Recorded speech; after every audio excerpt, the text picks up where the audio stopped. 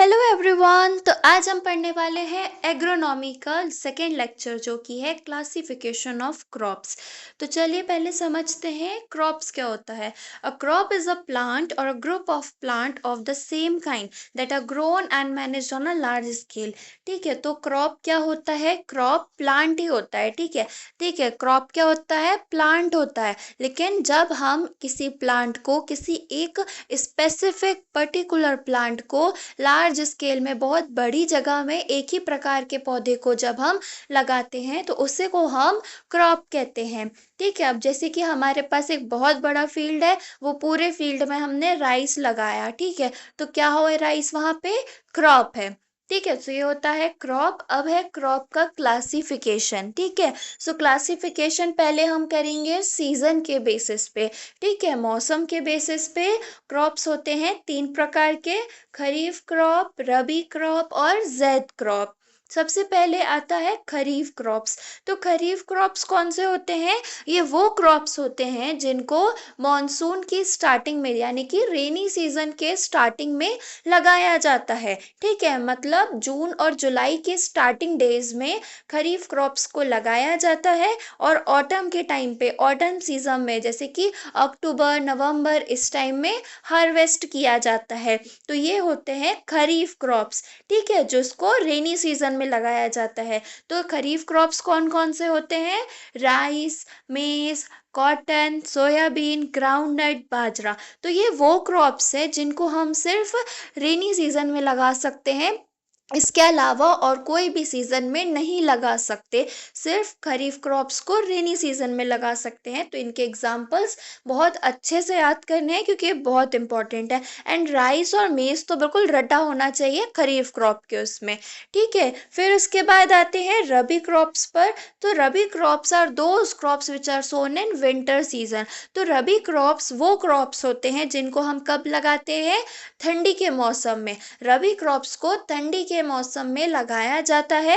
कब? अक्टूबर से दिसंबर के बीच में, यानी कि जब खरीफ क्रॉप हार्वेस्ट हो जाता है उसके बाद, यानी कि नवंबर के महीने में। ठीक है, तो तब रबी क्रॉप्स को लगाया जाता है और इनको हार्वेस्ट किया जाता है समर सीजन की स्टार्टिंग में, मार्च में। ठीक है, मार्च अप्रैल में जो स्प्रिंग सीजन चलता है तब रबी क्रॉप्स को हार्वेस्ट किया जाता है। तो रबी क्रॉप्स को कब लगाया जाता है? विंटर सीजन में। और रबी क्रॉप्स के एग्जाम्पल हैं वीट, मस्टर्ड, ग्राम, पी, लेंटिल, बार्ले। ठीक है, तो रबी क्रॉप्स के एग्जाम्पल्स भी याद रखने हैं क्योंकि ये वो एग्जाम्पल्स हैं एमसीक्यू में भी पूछे जाते हैं और कॉम्पिटिटिव एग्जाम्स में भी पूछे जाते हैं।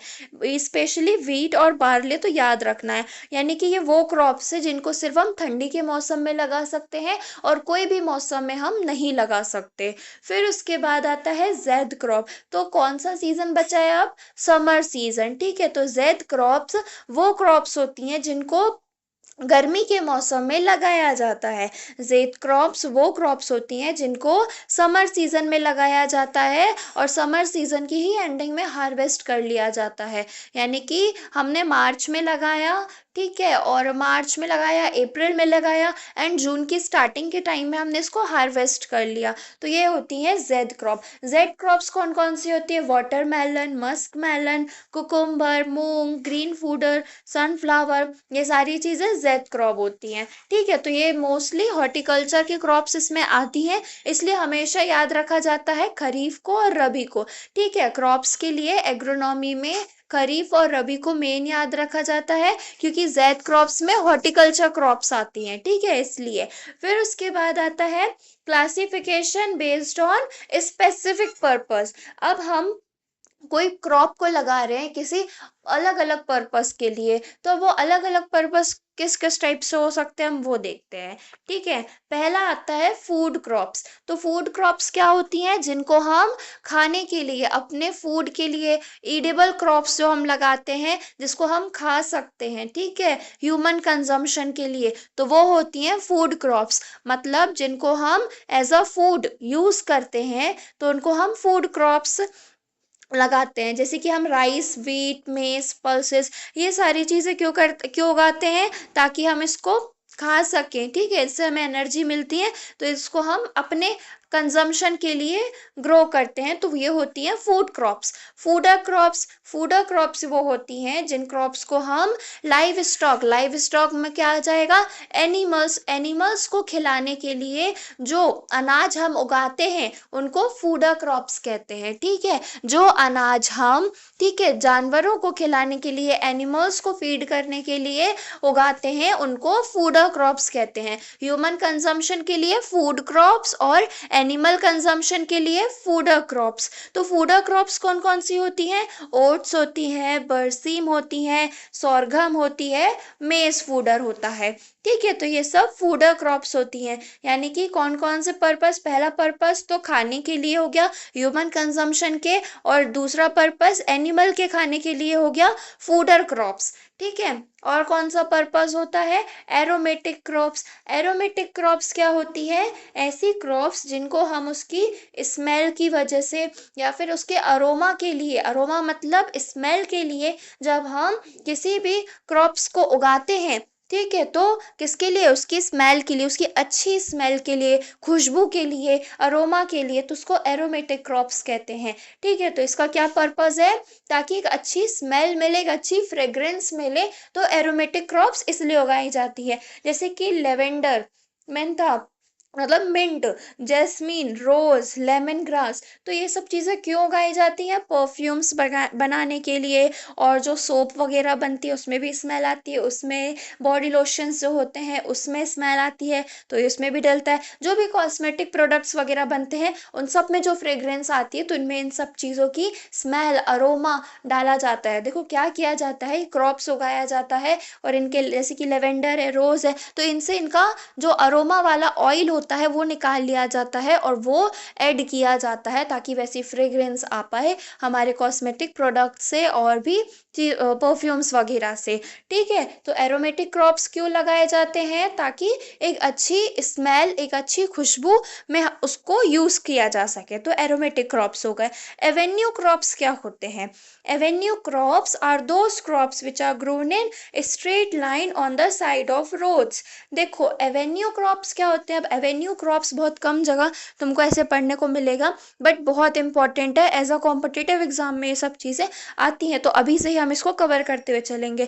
एवेन्यू क्रॉप्स क्या होता है, ऐसी क्रॉप्स, अब तुम लोगों ने देखा होगा, रोड होती है, कहीं जंगल वगैरह जाओ या कहीं पे भी तुम लोग जाओ, तो जो रोड के किनारे में जो पौधे और पेड़ लगाए जाते हैं, रोड के किनारे जो भी पेड़ और पौधे लगाए जाते हैं उनको एवेन्यू क्रॉप्स कहते हैं। क्या कहते हैं, एवेन्यू क्रॉप्स। कौन कौन से, जैसे कि कोकोनट हो गया, यूकेलिप्टस हो गया, नीम हो गया, कैशिया, गुलमोहर, ये सब एवेन्यू क्रॉप्स होते हैं। इनको रोड के किनारे लगाए जाने वाले कोई भी क्रॉप को हम एवेन्यू क्रॉप बोलेंगे। फिर उसके बाद क्या आता है, उसके बाद आता है कैश क्रॉप। उसके बाद आता है कैश क्रॉप। अब कैश क्रॉप से क्या समझ में आता है, पैसों के लिए। ठीक है, कैश क्रॉप से मतलब पैसों के लिए, पैसे कमाने के लिए, प्रॉफिट कमाने के लिए। ठीक है, जब हम किसी भी क्रॉप्स को उगाते हैं ताकि हम उसको मार्केट में बेच सकें, सेल कर सकें, जिससे हमें क्या हो, प्रॉफिट हो, हमें इनकम जनरेट हो, तो उनको बोलते हैं कैश क्रॉप। अब जैसे कि cotton, sugar cane, tobacco, groundnut, इन सबको क्या किया जाता है, इन सबको उगाया जाता है ताकि इनको मार्केट में बेचा जा सके, जिससे हमें अच्छा खासा इनकम मिले, अच्छा खासा मनी मिले।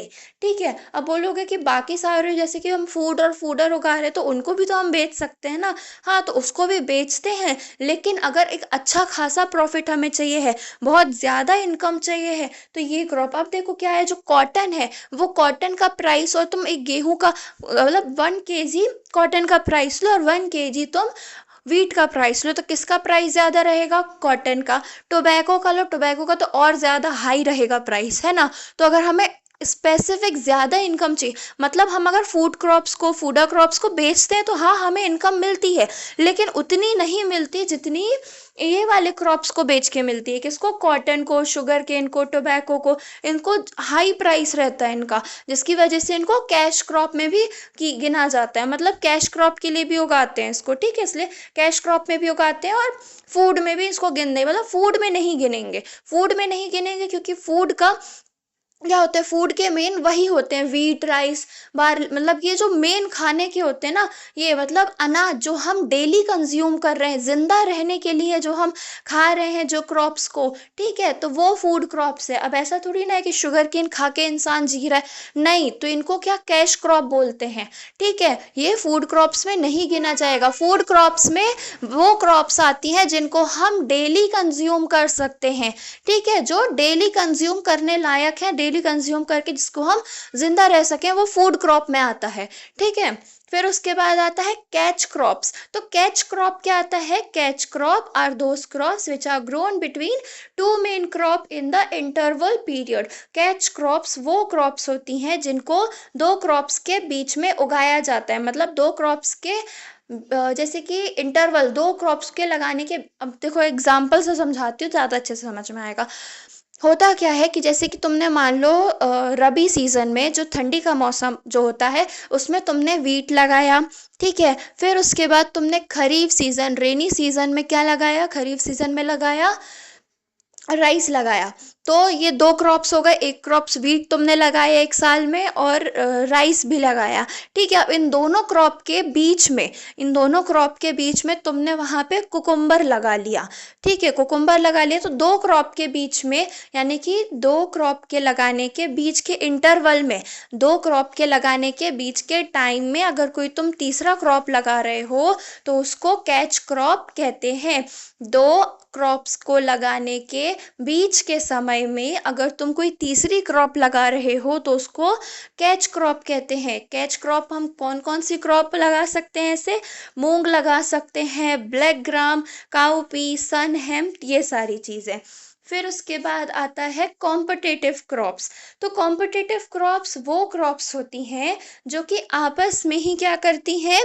कॉम्पिटेट करती हैं, आपस में ही कॉम्पिटेट करती हैं। अब जैसे कि शुगर केन है, तो अगर हम एक ही फील्ड में हमने सिर्फ शुगर केन लगाया है तो शुगर केन आपस में ही एक दूसरे से कॉम्पिटेट करती हैं।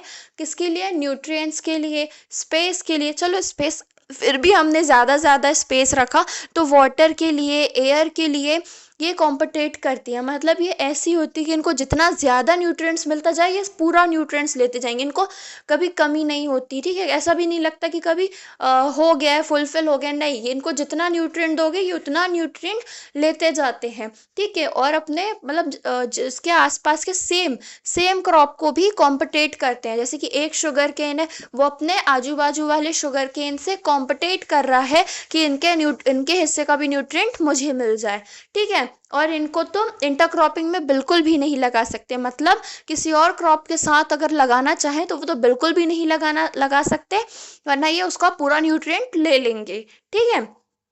एक दूसरे को कॉम्पिटेट करते हैं, मतलब छीनते हैं एक दूसरे का न्यूट्रिएंट्स वगैरह, वाटर वगैरह, ठीक है। ये जैसे कि सीरियल्स वगैरह, जैसे कि राइस हो गया, मेज हो गया, शुगर केन, sorghum, ये सब कॉम्पिटेटिव क्रॉप्स में होते हैं। मेडिसिनल क्रॉप्स, तो मेडिसिनल क्रॉप्स तो नाम से ही समझ में आ रहा है, जिसमें थेरेप्यूटिक प्रॉपर्टीज, मतलब आयुर्वेदिक प्रॉपर्टी जिसमें होती है और जिनको मेडिसिन बनाने के लिए यूज किया जाता है, वो मेडिसिनल क्रॉप्स होती हैं, ठीक है। जैसे कि तुलसी, अश्वगंधा, एलोवेरा, नीम, टर्मरिक। अब ये ऐसे क्रॉप्स जिनको हम किसके लिए यूज करते हैं? कोई बीमारी को ठीक करने के लिए, ट्रीटमेंट के लिए, किसी बीमारी को दूर रखने के लिए इनको यूज, जब हम इन क्रॉप्स को यूज करते हैं, ठीक है, तो ये मेडिसिनल क्रॉप्स होती हैं। तो आज के लिए इतना ही गाइस, इतनी क्रॉप्स काफ़ी है आप लोग के लिए फ़िलहाल के लिए। तो थैंक यू गाइस, एंड ये मेरा क्यूआर कोड है, आप लोग इसको टेलीग्राम में स्कैन करके जा सकते हो, वहाँ पे आपको ये नोट्स बिल्कुल फ्री ऑफ कॉस्ट मिल जाएंगे, ठीक है। बिल्कुल चिंता की बात नहीं है, सारे नोट्स मिल जाएंगे, अच्छे से पढ़ो। एंड थैंक यू गाइस, आज के लिए इतना ही, बाय बाय।